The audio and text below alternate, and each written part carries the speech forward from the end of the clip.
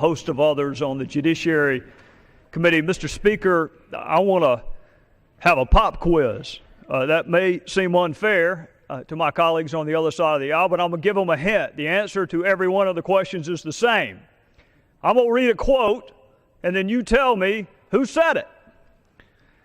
These last few years, we've seen an unacceptable abuse of power, having a president whose priority is expanding his own power. Any guess on who said that, Mr. Speaker? It was Senator Barack Obama. Here's another one. No law can give Congress a backbone if it refuses to stand up as a co-equal branch. The Constitution made it. Senator Barack Obama.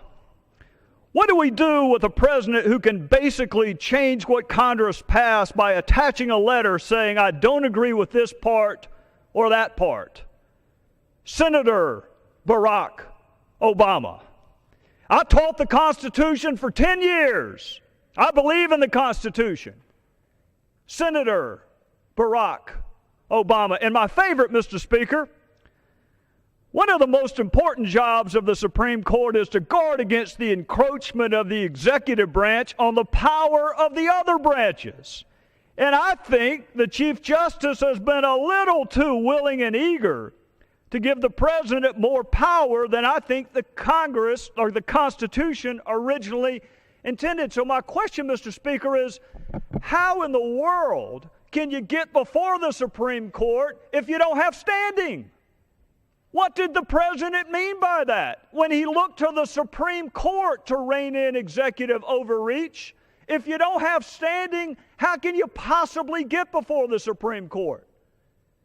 So my question, Mr. Speaker, is what's changed? How does going from being a senator to a president rewrite the Constitution? What's different from when he was a senator?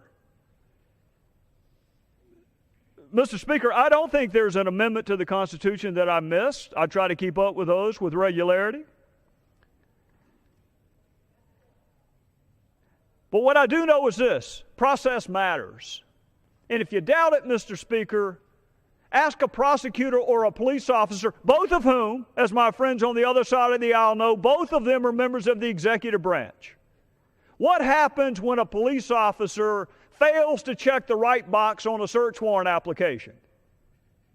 The evidence is thrown out, Mr. Speaker, even though he was well-intended, even though he had good motivations, even though he got the evidence, because process matters. What happens, Mr. Speaker, when the police go and get a confession from a defendant? He did it. This is not a whodunit. He admitted he did it. You got the right person for the right crime. But what happens if he doesn't follow the process? The defendant walks free.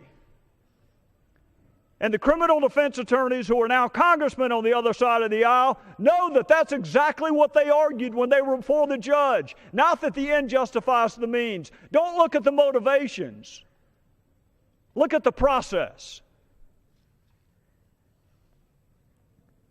Mr. Speaker, we are not a country where the end justifies the means, no matter how good your motivations may be. We all swore an allegiance to the same document that the President swears allegiance to faithfully execute the law. So I will be listening intently during this debate for one of my colleagues to explain to me what that phrase means. What does it mean not to execute the law, but when the framers thought enough of that phrase to add the modifier faithfully? What does that mean? And if a president does not faithfully execute the law, Mr. Speaker, what are our remedies? Do we just sit and wait on another election? Do we use the power of the purse, the power of impeachment? Those are punishments. Those are not remedies. The remedy is to do exactly what Barack Obama said to do, to go to court, to go to the Supreme Court, and have the Supreme Court say once and for all, we don't pass suggestions in this body, Mr. Speaker. We don't pass ideas. We pass laws, and we expect them to be faithfully executed. And with that, I would yield back to the gentleman from Virginia. Gentlemen, yield. And B blocks tonight. Joining us now is Congressman Trey Gowdy, the chairman of the House Judiciary Committee Subcommittee on Immigration and Border Security, and he is in Washington.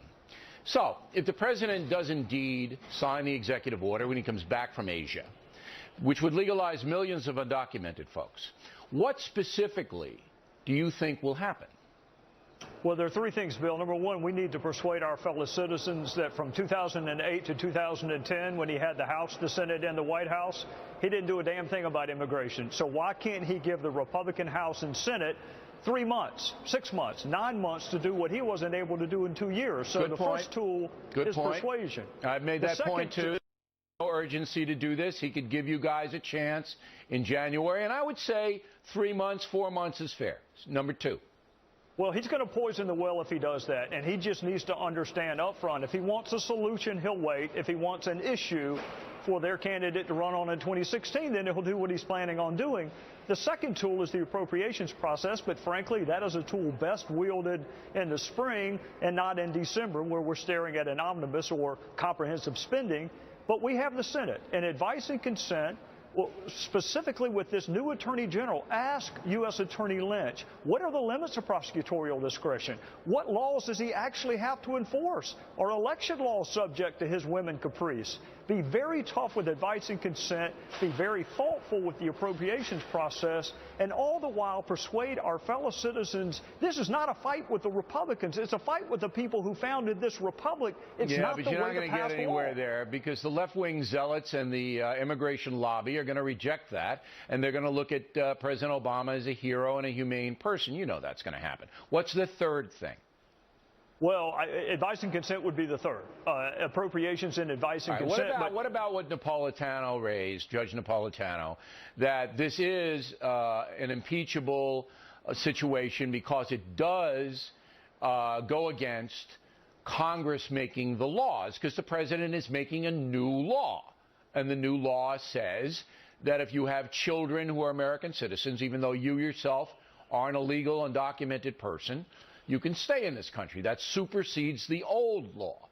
Napolitano claims that's unconstitutional and impeachable. Do you see anybody going down that road in the House? Have you met Joe Biden? Is my response to that. So, no, nobody is discussing impeachment except pundits and commentators. First of all, impeachment is a punishment. It's not a remedy. Second of all, the only people who want us to talk about impeachment are the president's allies. All right, so you see it as a bait that you're not going to take. I'm not going to take it because I've met Joe Biden. That's not the answer, is to replace Barack Explain Obama the Joe with Joe Biden reference. He would be the new president. I mean, so you get rid of one guy who's not. He would be the new president. All right, okay.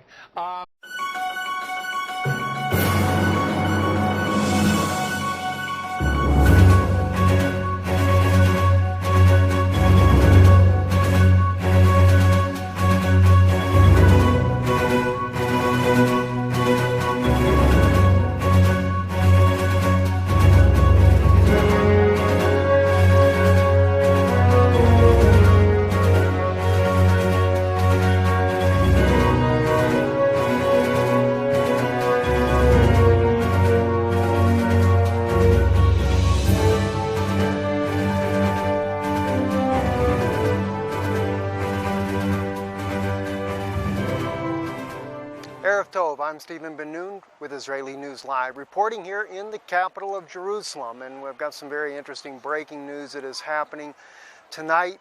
I got a message this evening from my father-in-law. He was monitoring CT24 News. It's a news channel broadcasted in the Czech Republic there, and a very alarming broadcast that he was able to catch live today, and it was regarding the defense minister of the Czech Republic. His name is Martin Strupnitsky. Martin Strupnitsky, excuse me, that's a hard name to pronounce for me. Strupnitsky is a defense minister there in the Czech Republic, and he was saying with a bunch of other politicians that were on stage there that it is the United States that has actually caused the problems in Syria. The only reason he says we have a refugee crisis is because the U.S. government, the Barack Obama administration, he said, armed the different factions in Syria to topple Bashar Assad, the president of the Syrian people at this time. And he said, this is the reason we are having the problems. Immediately while he was announcing this, the politicians told him right there on the stage to be careful. He said, NATO is our ally, and the United States, we are part of NATO, he says, and the United States is our ally as well. But he said, why are you ignoring the facts of really what's going on? He said, why is it not being reported in the news worldwide that a genocide is taking place in Europe? Now, the genocide he was referring to, as he said it right there on camera, is that 3,000 women annually are murdered by Muslims who are marrying in amongst the women in the European Union, and later they're killed, or vice versa. In the marriages, they're taken back. Either they're taken back to the Arabic countries, or they marry them there, and they're killing these women on a regular basis. He said it is a genocide of the European women, and yet no one is saying anything about it. It is really an atrocity that needs to be brought out. We have very serious other news that is happening, and by the way, we have all kinds of things going on here in Israel because of the holidays here. We're in the 10 days of repentance before Yom Kippur, by the way, here in the Old City. There's all kinds of festivities here right after Rosh Hashanah happened here. So now we have music in the background, live music here. I'm outside of Jaffa Gate, a little ways away from the main entrance here, in probably the quietest place I can find, but some very lovely Hebraic music, worship songs here in Jerusalem. But anyway, also another thing that I wanted to bring to your attention, the Germans are actually flying now. Their jets are patrolling, this is according to RT News, their jets are patrolling the skies over the eastern part of Europe. They're fully armed, and Russia certainly is considering this a provocation, and no doubt it is. And I'm just wondering, are they about to bring this into a major war going on? We're already seeing Russia is building a base in Syria. We reported this about a week or so ago, everything that was going on. Everybody thought we were crazy for saying it, but Russia has troops on the ground. Now they're bringing in tanks and everything else. It's a very serious situation there. And of course, Iran, one of the generals of Iran is actually reported that, and this is on, let me see, just check my notes here real quick. But the general of Iran, I believe this is on, let me just check and see real quick. It is, yes, United with Israel is actually reporting that the Iranian general has warned that it has the capability and could strike U.S. bases in the Middle East. This was a very interesting report. In fact, I was just with the founder of United with Israel there. We were speaking at the same conference here with Brother Kellen Davidson with Reconciliation with Israel there. But he stated, or an article that was written by his paper here, said that the Iranian general said that they have the ability to hit U.S. bases. Their missiles now are able to reach 3,000 kilometers. They have drones that are able to go this distance and drop missiles. They have missiles that have this capability. And he's boasting that Iran now has only what Russia and the United States possibly have, and that is supersonic missiles that cannot be knocked down by the defense shield. Now, I think the reason why you're seeing this boast right now by the Iranian general is because Russia there is in Syria, and they feel more confident now that Russia's in the Middle East to knock out ISIS that they can boast against Israel. So it's only, no doubt, a matter of time before all-out war breaks out. And one other bit of news here coming out of Israel that concerns me as well. Prime Minister Netanyahu has announced that today that he would adopt a less stringent rules regarding the opening fire against terrorists who are throwing rocks and firebombs at Israelis. Now, some people think, well, it's just throwing rocks, no big deal. Throwing rocks here causes children to be killed in car accidents and rocks being slammed into the side of their heads while their parents are trying to drive. It is a very serious issue. Firebombs have killed and maimed many Jewish people here in Israel. It is a majorly serious issue. But the problem, however, though, is Yehuda Weinstein, who is the Attorney General, has the ability to override Netanyahu, his decision to be able to loose the rules of engagement here. This was reported here today on, I believe it was Israel National News. Very serious issues that are going on, friends. We have We are definitely seeing, as Yeshua points out, we have wars and rumors of wars. And not only that, nation is rising against nation, kingdom against kingdom. The kingdoms are the Arabic nations. Iran is threatening to annihilate Saudi Arabia. And now we're seeing with the United States, NATO, Russia, the conflicts are at the door. But remember, Yeshua said, be not troubled. These are only the beginning of sorrows. If that's the beginning of sorrows, what's coming next? And don't forget, Pope Francis was in Cuba today, and what was interesting, and this was according to AOL News, their particular spokesman there said that he got a welcome as if it was a rock star.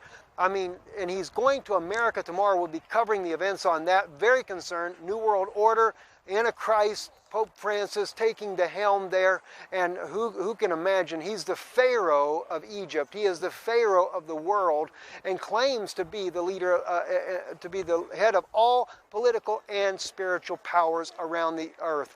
And of course, many churches, many different Muslim people have joined in with him. Now we're seeing the Jewish people. The chief rabbi of Israel goes there, makes an alliance with him.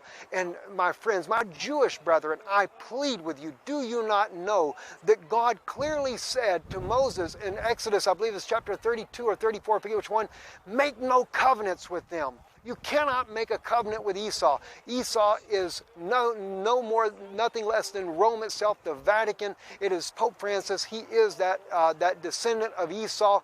He is that royal lineage of Esau himself, and he is there to do Israel harm. And it is a very serious hour we're living in. We are waiting now for the two witnesses to arrive anytime on the scene. Eliyahu ve Moshe, according to the biblical command that God has given, according to Revelation 11, and as well as what we see written in the Torah, in the Tanakh, in the book of Exodus. Moses says he will return. He says, I will sing. He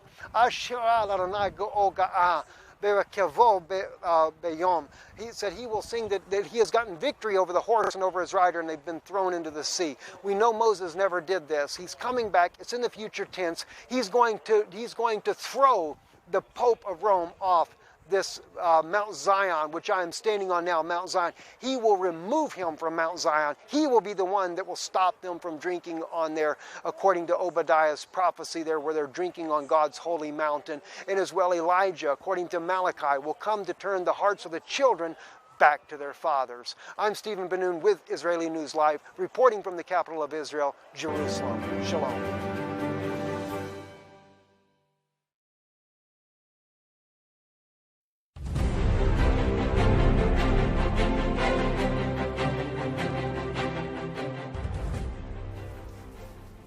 Shalom Chaverim, I'm Stephen Ben-Nun. You're watching Israeli News Live.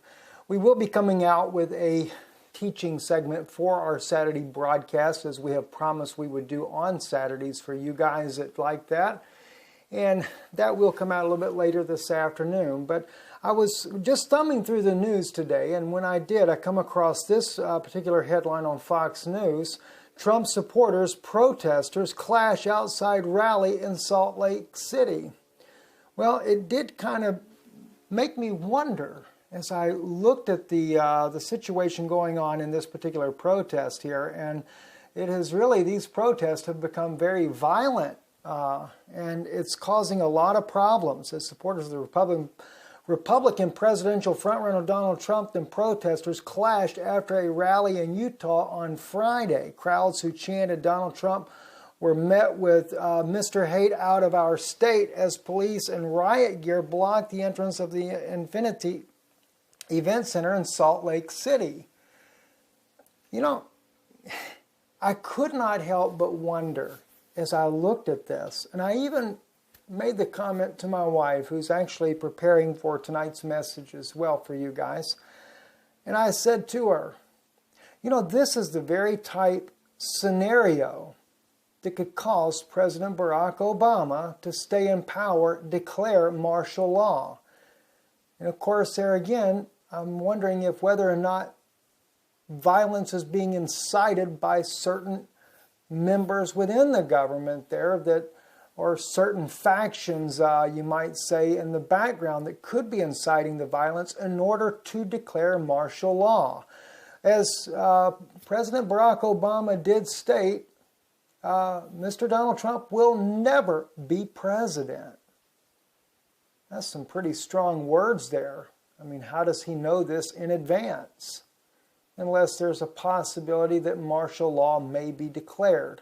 There's a couple of reasons why that's could be a very real possibility, and I decided to do a little looking just to see if anyone else shared the same sentiment. Well, the ironic thing of all, Ben Carson, who was running for President of the United States, or intended to, I believe, actually believes the same thing. And this is on the, let's see, what website was this on? Let me pull it up for you. CDN, Communities Digital News, Ben Carson, can Obama use martial law to keep White House post 2016?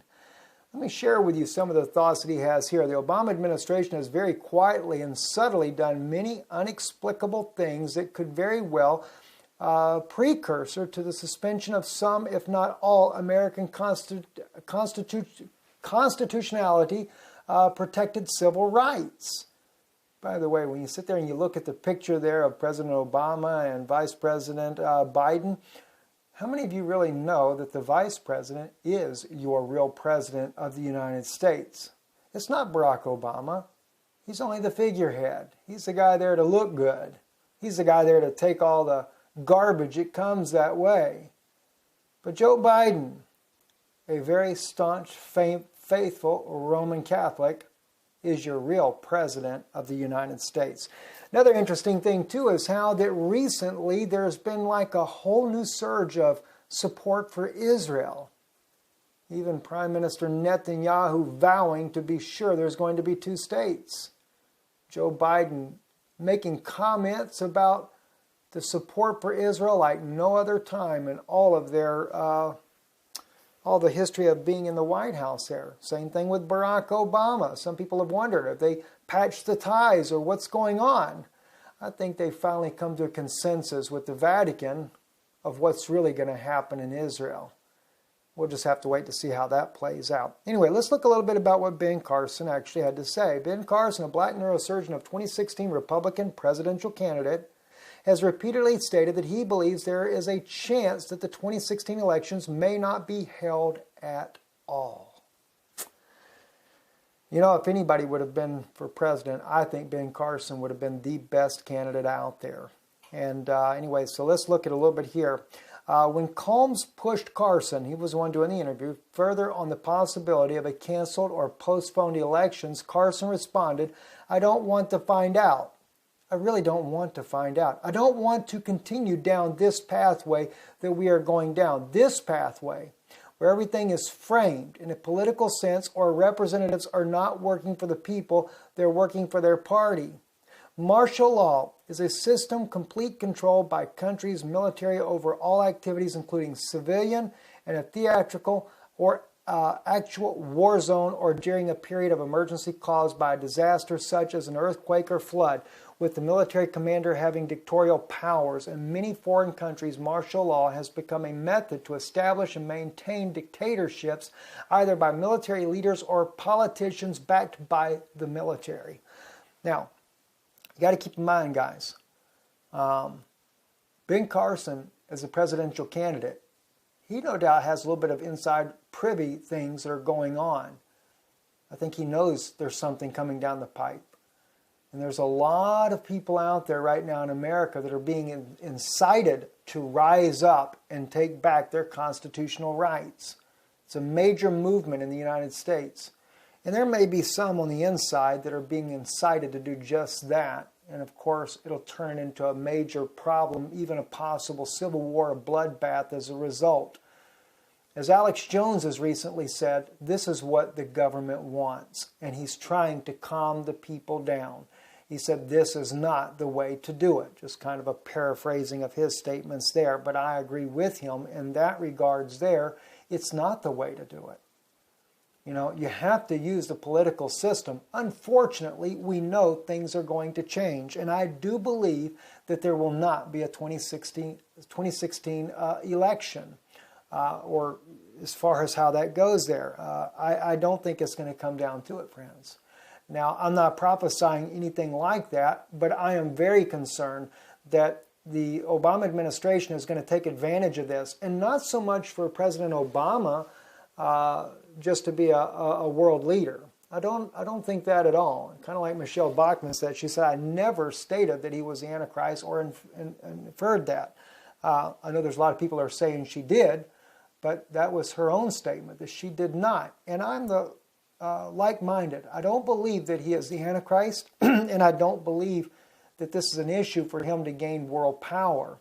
But there's something bigger inside of this that a lot of people are not paying attention to, and that has to do with the Catholic Church. This here is on Salt and Light Media, a Catholic website, I might add. It states here on September 24th of 2015, the title of their article, New York City, Capital of the World. Now, we brought this out in an article recently that New York City is considered the capital of the world. Let's look at a couple of paragraphs here, and it might give you a better idea as why they consider it the capital of the world. Of course, we know in September of 2015 is when the Pope of Rome, Pope Francis, was visiting New York City to speak at the United Nations, showing that he was taking authority of the world's political system. And by the way, another reason why they consider it the capital of the world, 170 nation leaders were there in New York City at the United Nations for this particular event. And here's the man that rules all both political and spiritual powers. You know, this is what really gets me. Why are people still looking at Pope Francis only as a false prophet? He's not running around prophesying anything. The problem is that you're not looking at is so many people say, well, the Antichrist is going to do a one world religion and run the world's government. Hello? Is there anybody not waking up yet as to what the Pope of Rome has done? He has successfully put together basically a one world religion. He is uniting all the religions of the world. All the churches have come back to the Mother Rome again and have joined right back up into that system of idolatry. And on top of that, he is calling for a one world government. He's calling for a one world financial institution. You know, it's the popes of Rome. After World War I think it was back in 1919, they were the ones that put together the United Nations, or the League of Nations at that time. Friends, you need to wake up and recognize who's the ones doing this. Pope Francis has left the American capital for New York City, the second stop of the apostolic journey in this country. With less than 40 hours in the metropolis, the Supreme Pastor will have a packed schedule, praying with clergy and religious visiting and diplomats praying at Ground Zero, meeting children and families and migrants and celebrating Mass in Madison Square Garden. After New York City, the Pope will set out for Philadelphia, the last city in the trip. Pope John Paul II once told Cardinal John O'Connor, then Archbishop of New York, I am only the Bishop of Rome, but you are the Archbishop of the capital of the world. This raised eyebrows among many, but it does have some truths to it. New York City is home to the United Nations headquarters and is arguably the world's most important financial and cultural center. New York City is also one of the strongholds of Catholicism. Did you hear that? The stronghold of Catholicism. Served by the Archdiocese of New York and Diocese of Brooklyn, the two dioceses are separated by the East River and serve 10.73 million Catholics through 556 parishes. And you wonder who's got the capital of the world. Well, here's the reason why I bring this out, guys. If the Pope of Rome has been working to put together this new world order that they're wanting to establish, and let's even take and throw in Planet X in here for just a moment. I personally believe Planet X is not coming this year whatsoever, even in light of some of the news that's been going out on one of the Israeli news channels there saying that it'll be here in September 28 of this year. I totally disagree with that. I could be wrong, so I do want to give a little bit of leeway there. I could be wrong on that, but I don't think I am. Speaking with Brother Chris on this as well, I wanted to get his own thought. He had pretty much the same thought as I did. We're looking at 3 to 4 years out on Planet X coming in. I think that Planet X comes as a judgment to the world for the rejection of the Messiah, the true Messiah, Yeshua, at the end of the witnessing of the two witnesses there. And speaking of that as well, I know Brother Bagley did a video here recently or yesterday about two witnesses show up in Israel. Many people got excited thinking it was actually the two witnesses of Revelation 11. But if you listen to all of Brother Paul's video there, he does separate the differences with the two witnesses that are coming in there at that particular meeting and the two witnesses of Revelation 11. The ones that came there to the Sanhedrin was basically to establish the Jewish calendar, and it was something that had not happened where two witnesses came in at the same time. I did point out, though, the article does state in there that one of those quote-unquote witnesses, when being grilled by the Sanhedrin about questions they did not anticipate to get asked, abruptly says, "Can I look at my cell phone pictures to see before I answer the question?" Friends, listen, the two witnesses, Moses and Elijah, are not going to be looking at their cell phones, and the Sanhedrin is not going to be grilling them. When they come, there is going to be repentance. There is going to be either the Sanhedrin is going to hate them, as they did 2,000 years ago, or they, along with many different Jewish people in Israel, their eyes will come open and they will weep bitterly as a family that lost their only son. That's the first thing that's going to happen when the two witnesses come. And I do believe that Brother Bagley pointed that out as well in the video. He just doesn't do it at first, and I think some people maybe just got excited, turned the video off, and went out and told everybody, "Oh, the two witnesses have come to Israel." No, and he did not say that either. So, but the point that I want to make here is that we're living in a very deceptive time right now. The Vatican is working with the Jewish people as well. I believe that they are going to come out before too long. I did get a little report that there may be a secret mass. I've not been able to corroborate this as of yet. That will be held by Pope Francis and some of the rabbinical community in Israel. I'm wondering if they're not going to try to say DNA that Pope Francis is a true Levite. I do not believe that, and I know it'll all be a hoax if that's what does come out of this, but I think they're going to try to crown him as the high priest of Israel. It's one reason why you saw him sitting inside the upper room over King David's tomb. We see that Israel, without a referendum in Israel, gave the Pope of Rome an official seat there at the tomb of David, effectively making the Pope of Rome the King of Israel. You may not realize how serious that is, but that is so, and it is a fact that King David was buried there. Go in there. If you've never been there and you go to Israel, be sure to go to King David's tomb. If anything happens to you like it did with me, there is an anointing there at that tomb, for sure. But that being said, this may be the reason why martial law will have to be declared by Barack Obama, because the Vatican is not going to take a chance of Donald Trump becoming the President of the United States. They must control who the President is, because as the Pope has already stated, this is the capital of the world. This is the New World Order section of his capital. The Pope of Rome runs everything from Vatican City in Italy, but eventually he's going to move his headquarters to Jerusalem. And they're definitely going to divide the country of Israel. And unfortunately, they're going to remove the name of Israel as well. And that's another issue too. I had several people commenting on the video that I did about the name of Israel being taken off of the Visa website.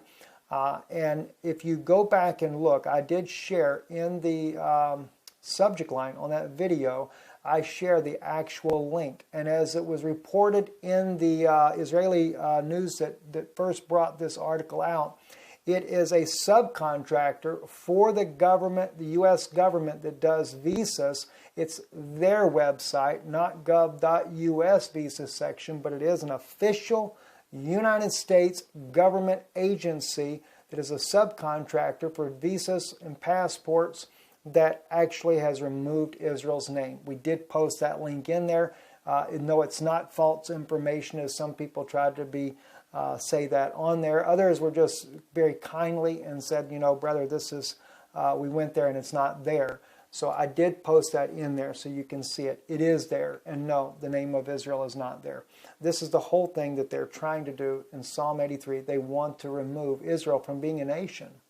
And that's what they're going to do when they divide the country. Israel will no longer be a nation. They're going to give the Golan to the Palestinians. I do believe, sister, that told me about this, and the Catholic priest has shared that with her. I believe that's going to come as well. So a lot of things are happening, friends. It's a very serious time that we're living in. I'm expecting 100% the martial law is going to hit the United States.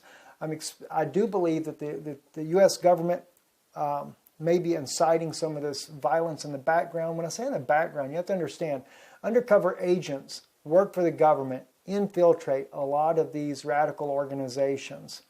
And believe me, without impunity as an undercover agent, you can start this type of incitement, and you'll never get in trouble. You'll get arrested like everybody else will, but next thing you know, that person's not in jail. They're just out all over again. Know some of these things for a fact. So anyway, be watchful. Stay out of these protests, guys. I would not get caught up into any of this nonsense whatsoever. But anyway, we love you guys. God bless you. And Baruch Hashem. And be listening a little bit later this evening, later tonight, our time anyway, late tonight, our time there. We'll be sharing with you a very interesting message for you tonight about the book of Enoch and the authenticity of the book of Enoch. God bless you and shalom.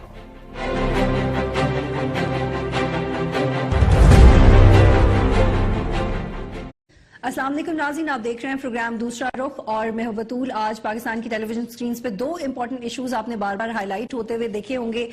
एक तो बिजली का बहरान और दूसरी तरफ Obama साहब का India का विजिट, जो कि किसी भी पहले अमरीकी सदर का शॉर्टेस्ट पीरियड में दूसरा विजिट है। इंडिया के लिए बहुत ज्यादा वेलकमिंग है, पाकिस्तान के लिए कितना है। इमोशनलिज्म का इजहार तो किया गया है पाकिस्तान की तरफ से, लेकिन स्ट्रैटेजिकली और डिप्लोमेटिकली ये विजिट पाकिस्तान के लिए कितना इम्पोर्टेंट था, और ऐसा विजिट जिसमें पाकिस्तान का जिक्र भी नहीं हुआ, और ये एक्सपेक्टेशन जरूर थी कि पाकिस्तान का जिक्र किया जाएगा।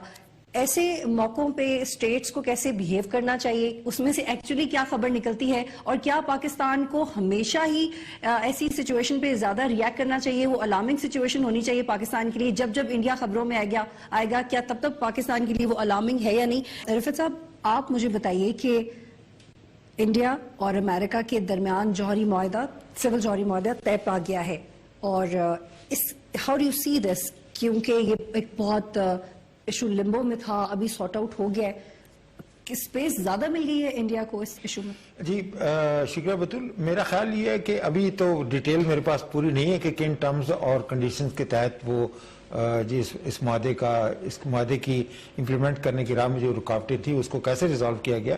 लेकिन अगर ये मान भी लिया जाए कि ये मादा पूरे तौर पर तय पा गया, तो उससे जो हिंदुस्तान के ऊपर जो बर्डन था कि न्यूक्लियर लायबिलिटी के हवाले से अगर कोई एक्सीडेंट हो जाता है, जिसकी मिसाल जो भोपाल के अंदर जो यूनियन कार्बोहाइड्रेट का था, उसके हवाले से हिंदुस्तान का अमेरिका की जो जौहरी कंपनियां हैं वो नहीं चाहती थी कि इसके तहत उनके ऊपर किसी किस्म की पाबंदी लगाई जाए या उनको मुर्द इल्जाम ठहराया जाए कि वो जिस किस्म का भी लॉस होगा उसके अंदर वो कंपनसेशन उनको जो है वो दूर हो जाएगी। लेकिन अगर ये मामला तय पा गया है तो जाहिर है कि अमेरिका की तरफ से इस मामले में लचक दिखाई गई है, और वो जो इंडो यूएस स्ट्रेटेजिक पार्टनरशिप का एक इंटेग्रल एलिमेंट है उसका एक हिस्सा है। और जो दूसरी अहम बात जो मैं यहाँ पे करना चाहूंगा कि अमेरिका ने जो है बड़े वाज़े तौर पे ये कहा है कि हिंदुस्तान की जो मल्टीलैटरल जो नॉन प्रोलिफरेशन के जो मायदे हैं, फॉर एग्जांपल उसके वासना अरेंजमेंट है, उसके न्यूक्लियर सप्लायर ग्रुप है, उसके अंदर ऑस्ट्रेलिया ग्रुप है, उसके अंदर वो हिंदुस्तान की हमायत जारी रखेगा।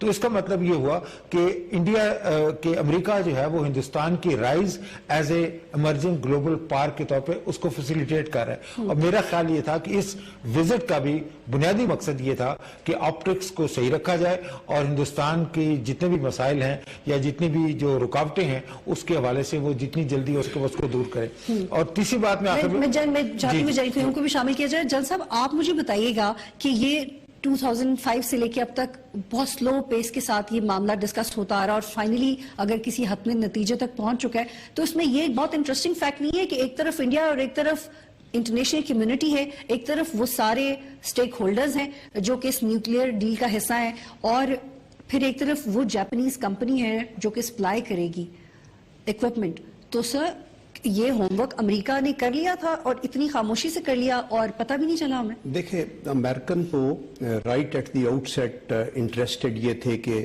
ہماری ان کے ساتھ یہ ڈیل ہو جائے. یہ جب 2005 میں ہوا تو یہ کوئی ایگریمنٹس کوئی 123 ایگریمنٹس ہیں مختلف قسم کے جس کا ایک پیکٹ بنا, اور اس کے اوپر انہوں نے آپ کو بھی پتا ہوگا کہ IAEA کے سیف گارڈز کو ریلیکس کروایا, ان کے بورڈ آف گورنرز کی میٹنگ ہوئی, انٹرنیشنل نیوکلیئر ریجیم کو ماڈیفائی کیا ان کی ریکوائرمنٹ کے مطابق, اور یہ جو نیوکلیئر سپلائر گروپ ہے جس کے اندر تقریباً 38 کنٹریز ہیں ان کا ایک کارٹیل بنا ہوا تھا, اور انہوں نے ریسٹرکشن لگائی ہوئی تھی انڈیا کے اوپر 1974 سے آنورڈ کہ آپ نے نیوکلیئر ایکسپلوژن کیا ہے اور یہ جو پیسفل پرپزز کے لیے بھی وہ اپنے طور پر را مٹیریلز وغیرہ امپورٹ نہیں کر سکتے تھے. اس کے اندر بھی ان کو گنجائش دی گئی اور اس کو بھی ریلیکس کیا گیا. ابھی جو بون آف کنٹینشن تھا وہ یہ تھا کہ امریکن یہ کہہ رہے تھے کہ چونکہ یہ سول کمپنیز انویسٹ کریں گی تو ہماری ایک سپرویژن ہونی ضروری ہے. ہم آپ کے یہ جو آپ نے 35 ریئیکٹر انسٹالیشنز الگ کی ہیں فار نیوکلیئر پیسفل انرجی کے پرپز کے لیے, ان کے اوپر ہمیں مانیٹر کرنے کا حق ہونا چاہیے, جس کا انڈین پارلیمنٹ نے کہا تھا کہ یہ نہیں, اس پہ پھر یہ اڑے رہے فار کوائٹ سم ٹائم.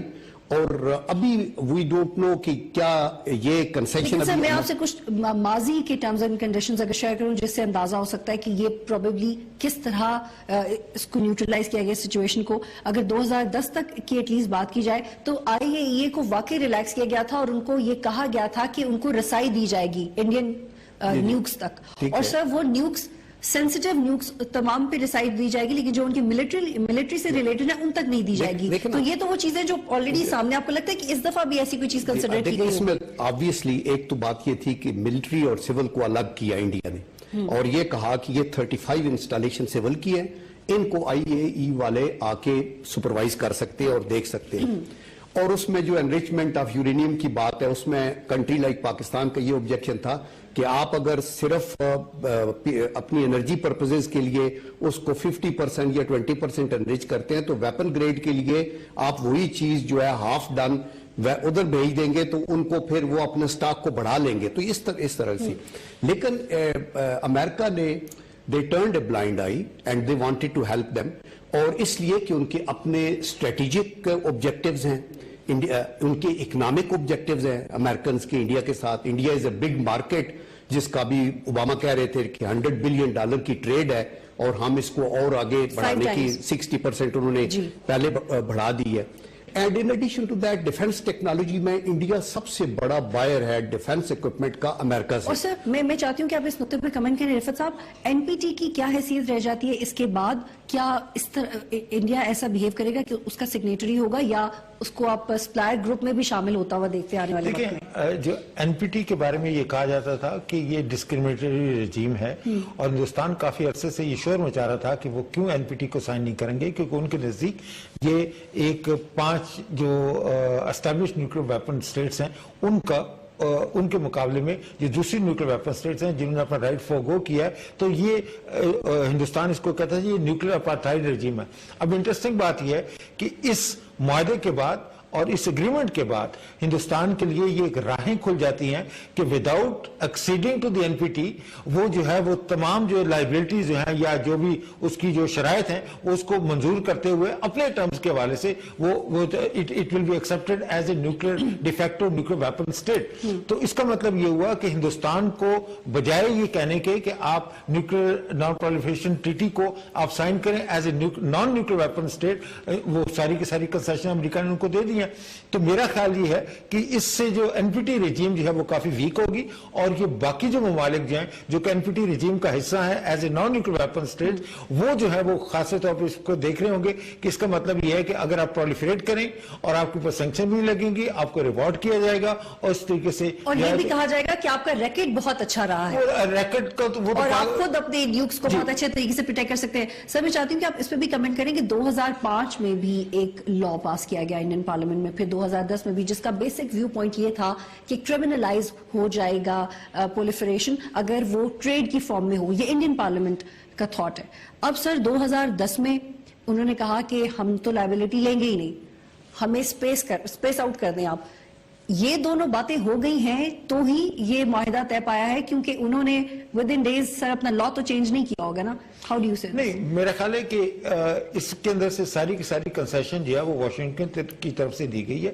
کہ آپ کو یاد ہوگا کہ جب یہ 123 ایگریمنٹ سائن بھی ہو رہا تھا, اس وقت انڈین پارلیمنٹ نے واضح طور پہ کہا تھا کہ وہ کبھی بھی اس بات پہ اگری نہیں کریں کہ India will not conduct the third round of test. تو CTBT کو بھی ایکسیڈ نہیں کریں گے, اور وہ ٹیسٹ جو ہے اس کے لیے بھی وہ کسی قسم کی ذمہ داری جو ہے وہ قبول کرنے کے لیے تیار نہیں ہے.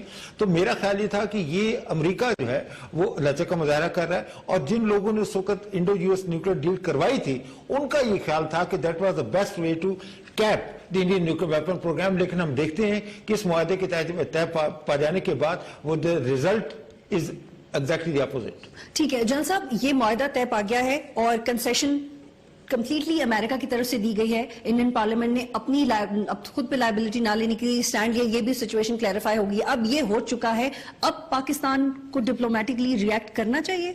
دیکھیں, پہلی بات تو یہ ہے کہ ابھی یہ کلیئر نہیں ہے کہ کنسیشنز کتنی امریکہ کی کتنی ہیں یا انڈیا نے کیا, چونکہ ابھی تو آؤٹ رائٹ انہوں نے کہا جی ڈیل ہیز بین کنکلوڈیڈ.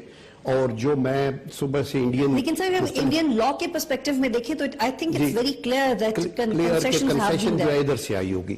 دیکھیں, اس کانٹیکسٹ میں پہلی بات تو یہ ہے کہ جہاں تک انڈیا اور امریکہ کے تعلقات کا ہے, انڈیا کو رائٹ ہے کہ وہ اپنے ملک کے لیے خواہ اکنامکس کے فیلڈ میں یا اپنی سیکیورٹی کی فیلڈ میں بائی لیٹرل ایگریمنٹس کریں.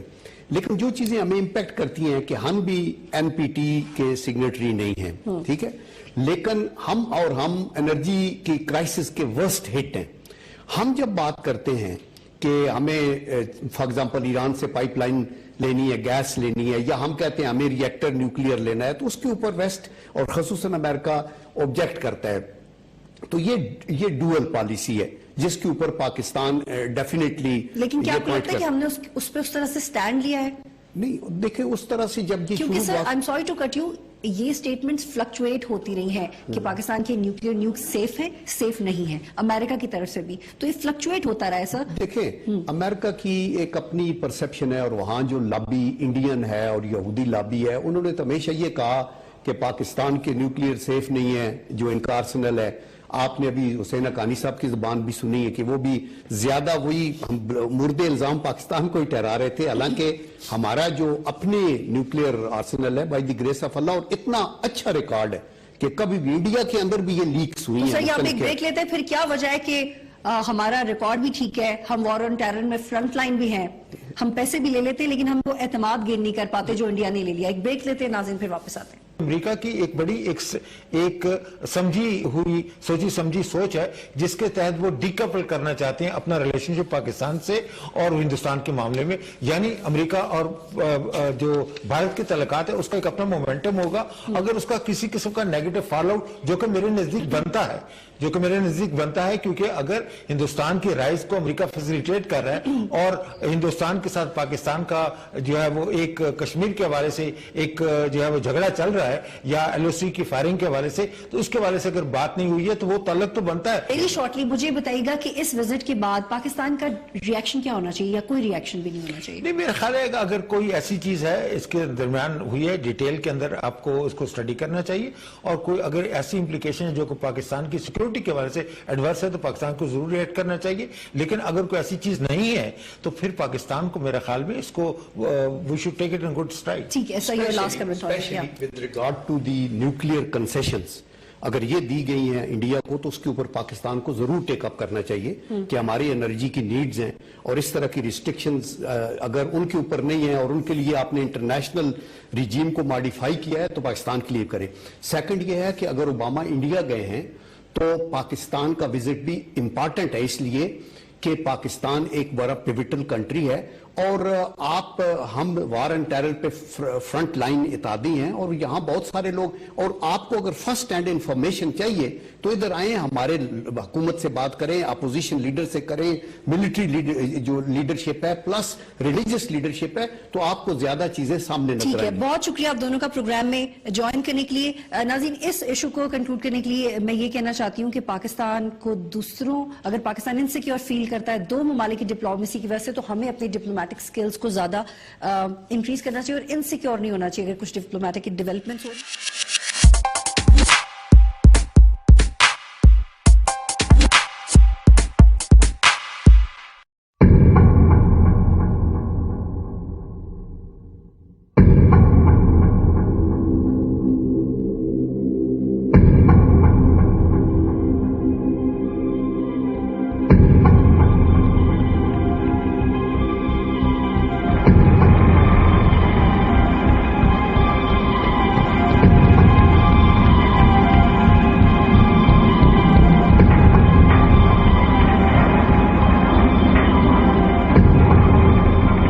How are you down there, James?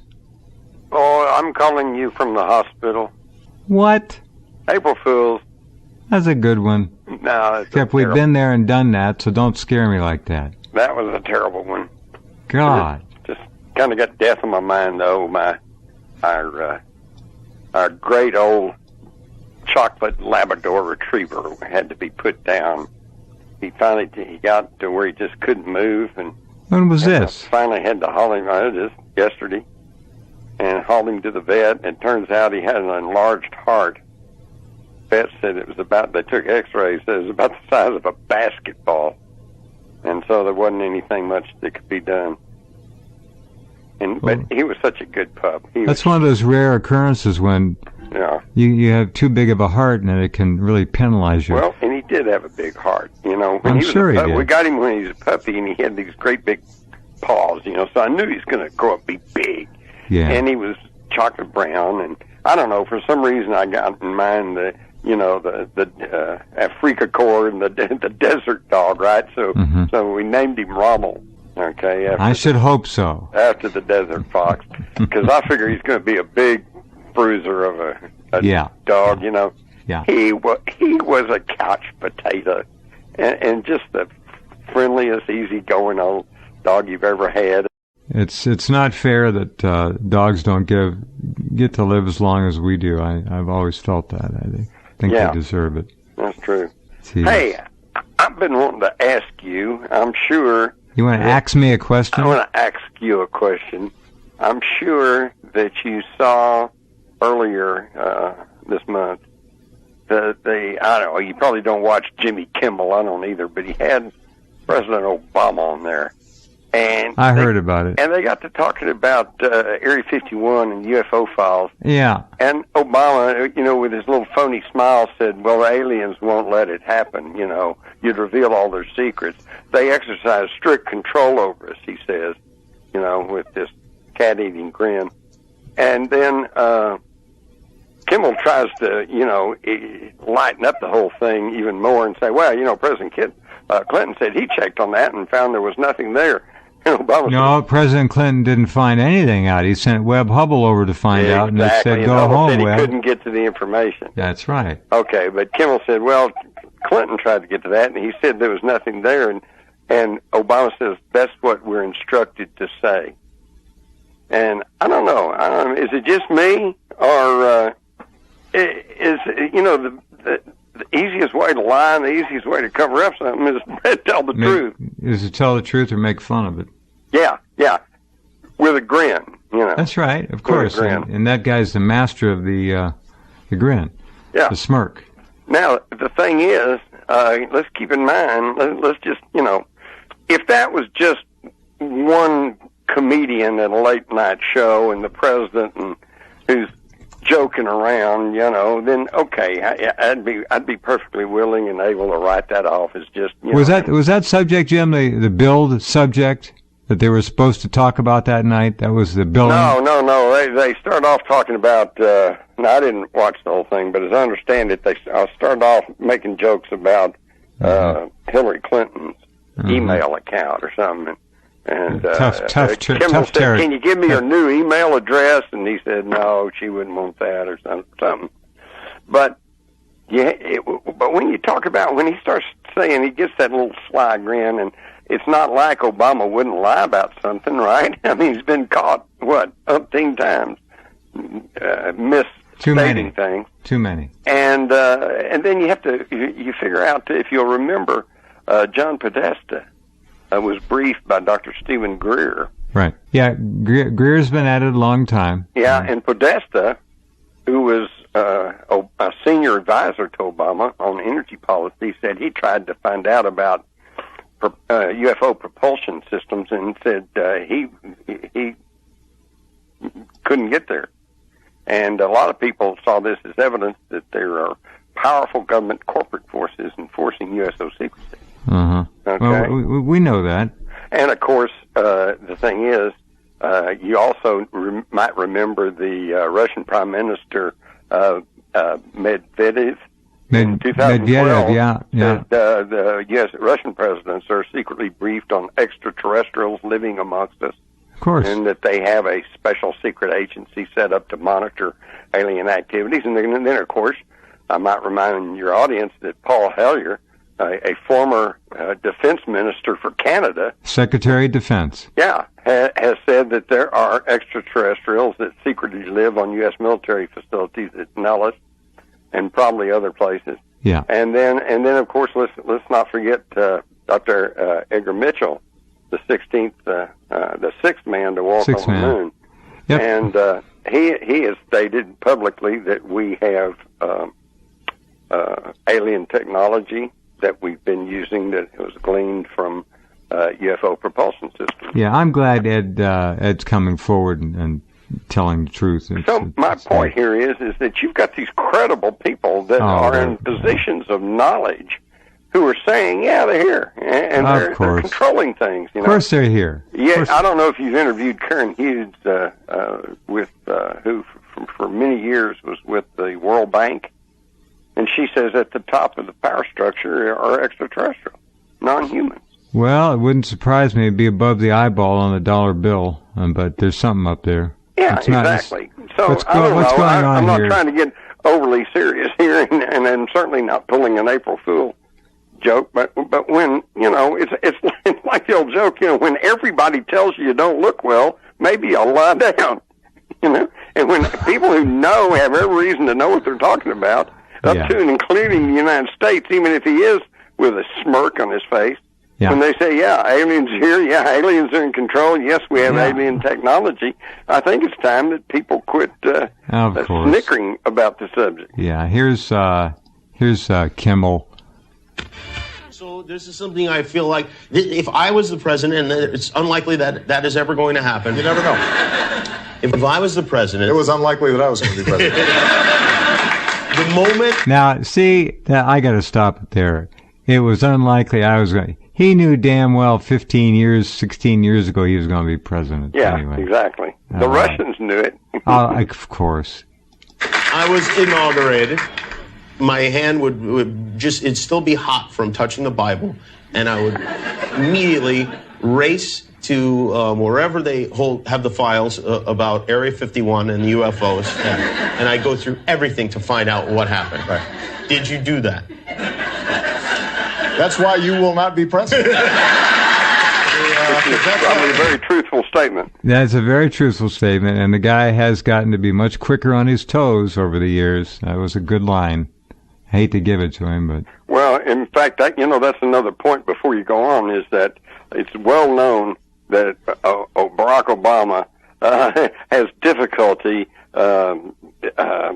coming up with remarks on his own. He's always needed that teleprompter. Yeah. And since this is a nationwide program, I just can't bring myself to believe that But he's that actually wouldn't- sitting there quipping off the top of his Well, head. if he I think is- this was carefully scripted ahead of time. He's able to pull it off better than he used to be able Right. to.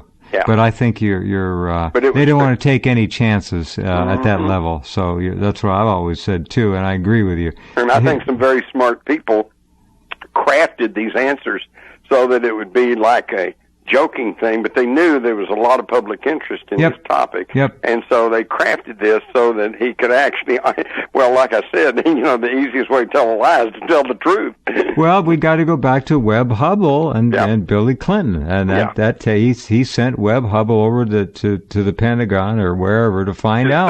To the Justice Department. He DOJ. named him an Associate Attorney General of the United States. Gave him some standing and Yep. sent him over there. He Couldn't said, stand it. he said, Webb, I'm sending you over there. I want you to find out two things for me. I want to find out who killed Kennedy, and I want to find out what's the truth about UFOs. And Hubbell, in his book, his memoirs, said he was troubled because he could not get to the information. Well, he certainly didn't ask him who was the real father of Chelsea. They kind of knew that. In case you folks don't know, it was Webb Hubbell. Look at pictures of Webb Hubbell and Chelsea Clinton before she had her facial surgery, and you'll see this amazing likeness. All right, here Are we you go. going to finish the interview? I'm going to It's go back. interesting what he says. Yeah, I'll go back. Here we go. That's the first thing that you would do. It's at the The top of aliens my won't list. let it happen. You reveal all their secrets. They exercise strict control over us.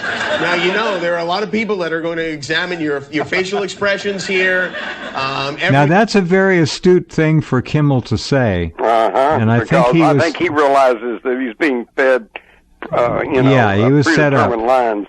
Yep, I think he realizes he was being set up. I'm going to back this up just a little bit because of all the late night hosts now, since Craig Ferguson is gone, Kimmel is the best. The closest. Closest. Yeah, the closest to being the best. Okay. Craig Ferguson, seriously though, in a class by himself, wherever that is, he'll be back. And I'm sure that Kimmel was watching himself closely because you're not going to have the President of the United States on any program where somebody might ask him a hardball question. No chance. No, all right, here we go. Let's see if we can get this to re-cue, and I'll let it back up a little bit. Yeah, go back there because he said, that's another thing. All he had to, when he makes his little jokes, and he said, no, they won't let us do that or something. Then he has to add that they're in total control. They exercise total control. See, those are the things that you listen to. And then Kimmel caught that, and he pointed that out. And I thought that was very adept on his part. Race to wherever they have the files about Area 51 and the UFOs, and I go through everything to find out what happened. Right. Did you do that? That's why you will not be president. Because that's the first thing that you would do. It's at the The top aliens of my won't list. let it happen. You reveal all their secrets. They exercise strict control over us. Now, there are a lot of people that are going to examine your facial expressions here, every twitch, everything, and say, and of course, so did you look? Did you see? Did you explore? I can't reveal anything. Oh, really? Because President Clinton said he did go right in, and he did check, and there was nothing. Well, that's what we're instructed to say. All right. Inexplicably straight talk from the president. There you go. But with a ha, so they're counting on nobody believing it because of 50 or 70 years of the snicker factor on the mass media every time they even mention the subject. When he said they're in strict control, I didn't see any real effort to be funny about it. He was saying, No. I think he was saying something. That's why I say he went a little too far when he says they won't let us say that. Okay, that smile. But That then he smile. had to add they're in strict control. The smile after he said that was not the goofy smile he was using before. It was a little different. Yeah. Here, we'll play it again. Everything and say, and of course, so did you look? Did you see? Did you explore. I can't reveal anything. Oh, really? Because President Clinton said he did go right in, and he did check, and there was nothing. Well, that's what we're instructed to say.